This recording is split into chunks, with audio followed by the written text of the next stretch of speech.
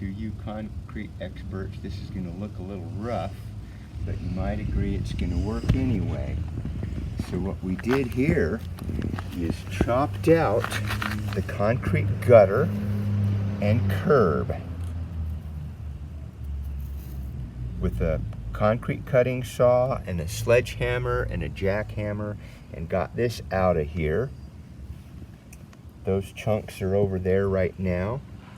And then we chopped through this old messed up sidewalk and got in there and put a 3-inch diameter PVC pipe at a 4% slope.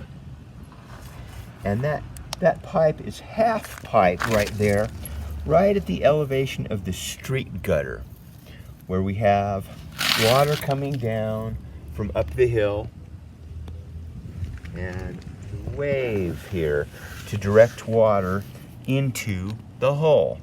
I'm going to grind this off more steeply, and you can see a car drove on it. They must have knocked away my orange traffic cone and drove over that when it was still a bit green. I'm going to grind that out, make this look nice. That's standing proud. I'm going to grind that off clean. So this gets 3 inches pipe.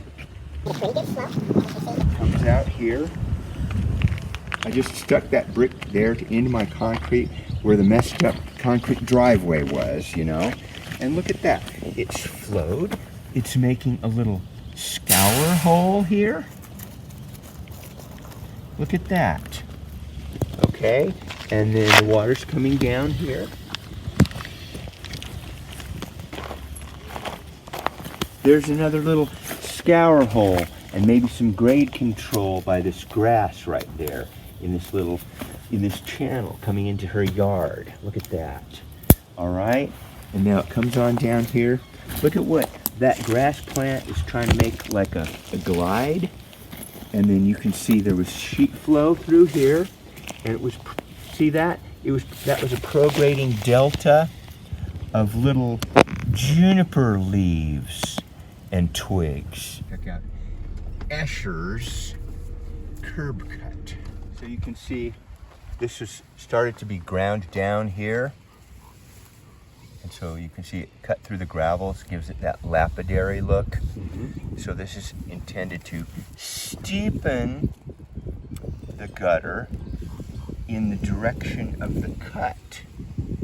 And on the outside of the bend is vertical, which increases shear stress, velocity, and sediment transport competence. We don't want this to clog. This is a very steep street, and during a big storm, it's hard to get water to turn. It wants to just keep going straight. And so we found over time that these need to be deeper and steeper than you probably think. You could build one and test it with the garden hose and pat yourself on the back, but you can come down here during a storm and watch almost all the water just go straight down the street anyway. Mm-hmm. Right? That's not what we want to happen. Now observe that this is a scour hole. Here's the riffle run pool glide. Look at that. If this was a river, this would be the spawning gravels. That's what part of the longitudinal profile it is. And then this channel goes down across the median, which is town of City owned, right of way to my client's property.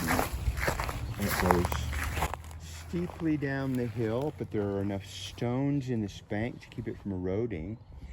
And he's going to plant a garden there, and then the water turns before it hits his house and crosses his driveway over. You can see that the water from the curb cut crosses the driveway, and then it doesn't go back to the street.